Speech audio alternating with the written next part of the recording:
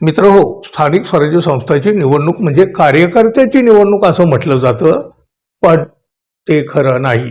हे फक्त बोलण्यापुरतं उरलेलं असतं. नुकत्याच झालेल्या नगरपालिका निवडणुकीमध्ये मंत्री, आमदार, त्यांच्या पत्नी, मुलं, सून, पुतण्या यांनाच तर उमेदवारी मिळालेल्या होत्या. भाजपानं घराणेशाही अगदी मजबूत करून टाकलेली. सतरंजी उचलणारे कार्यकर्ते मात्र सतरंजा उचलण्यासाठीच मोकळे ठेवले गेले. आता बघा, महापालिकेच्या निवडणुकीत सुद्धा महामुंबईमध्ये तेच चित्र कायम राहिलं. वेगवेगळ्या महापालिकांमध्ये तब्बल 30 नेते निवडणुकीच्या प्रभागामध्ये या मैदानामध्ये उतरलेले आहेत, तर काही नेत्यांनी आपल्या नातेवाईकांना ही उमेदवारी मिळवून दिली. नातेवाईकांचा हा आकडा 116च्या सुद्धा पुढे गेलेला आहे. मित्रांनो, नगरपालिका निवडणुकीतील भाजपाची घराणेशाही मतदारांनी नाकारलेली होती. त्यामुळं आमदार खासदारांनी आपल्या कुटुंबासाठी उमेदवारी घेऊ नये असा आदेश भाजपानं दिला होता. प्रत्यक्षात मात्र हा आदेश कचऱ्याच्या टोपलीत जाऊन पडला. हा भाग वेगळा. बघा, ठाणे जिल्ह्यातल्या भाजपाच्या 4 आमदारांनी आपल्या कुटुंबासाठी तिकीट पदरात पाडून घेतली. शिंदे गटाच्या सुद्धा एका आमदारानं आपल्या मुलासाठी उमेदवारी मिळवली. सत्ताधारी 5 आमदारासह माजी खासदार, आमदार, माजी नगरसेवक यांनी आपल्या कुटुंबासाठी तिकीटं आपल्या पदरात पाडून घेतली. सामान्य कार्यकर्ता, सतरंजी उचलणारा कार्यकर्ता मात्र या निवडणुकीतून सुद्धा दूर फेकला गेला. मंत्री गणेश नाईक यांनी पुतणे सागर नाईक आणि सून वैष्णवी नाईक यांच्यासाठी तिकीट मिळवलं. बघा, जी माहिती जी मिळते त्यानुसार बघा, मुंबईमध्ये 43, मीरा भाईंदरमध्ये 16, नवी मुंबई 13, कल्याण डोंबिवली 12, ठाणे उल्हासनगर प्रत्येकी 4, पनवेल भिवंडी प्रत्येकी 3 अशा 98 नेत्यांनी आपापल्या नातेवाईकासाठी उमेदवारी पदरात पाडून घेतल्याचं समोर आलेलं आहे. भारतीय जनता पक्षाचे आमदार सुलभा गायकवाड यांनी आपल्या जाऊ मनीषा अभिमन्यू गायकवाड यांची राजकीय वाट सुकर करून घेतली.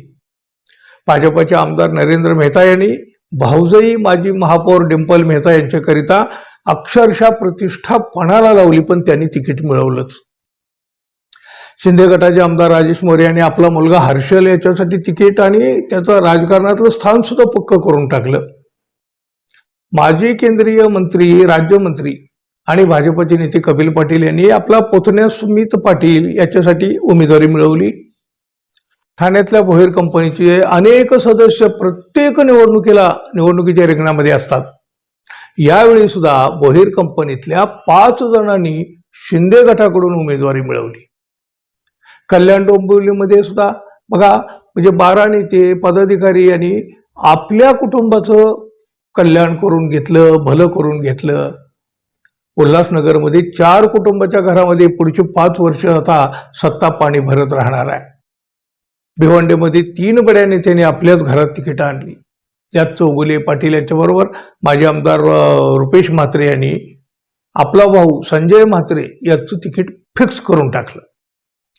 नव्या मुंबईत 13 मातब्बर नेत्यांनी आपल्या घरात सत्तेचा वाटा ओढून घेतला. तिकडं पनवेलमध्ये 3 नेत्यांनी आपल्या नातलगांना तिकीट मिळवून दिली. मीरा भाईंदरमध्ये किमान 16 नेत्यांनी नातलगाचं भलं करून टाकलं, अक्षरशः चांग भलं. बहुसदस्यीय प्रभाग पद्धतीमध्ये कार्यकर्त्याला निवडून आणण्यापेक्षा मातब्बरांनी आपली मुलं, सुना, भाऊ यांना प्राधान्य दिल्याचं अगदी ठळकपणे समोर आलं. मुंबईतल्या 227 जागांसाठी भाजप, शिंदे गट, ठाकरे सेना, काँग्रेस, अजित पवारांचे राष्ट्रवादी अशा सगळ्या पक्षातल्या माजी नगरसेवक, आमदार, खासदार, वरिष्ठ नेत्यांची मुलं, भाऊ, बहीण, पत्नी, सून अशा 43 नातेवाईकांना उमेदवारी दिली गेलेली आहे. कार्यकर्त्याची निवडणूक म्हणत कार्यकर्त्यांनाच वाऱ्यावर सोडण्यात आलं.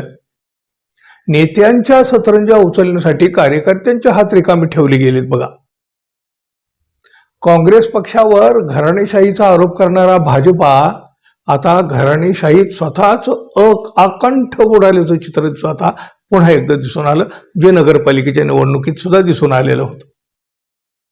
आणि मग आता भाजपाला काँग्रेसवर किंवा अन्य कुठल्या पक्षावर घराणेशाहीचा आरोप करायचा अधिकार उरतो कुठं मित्रांनो?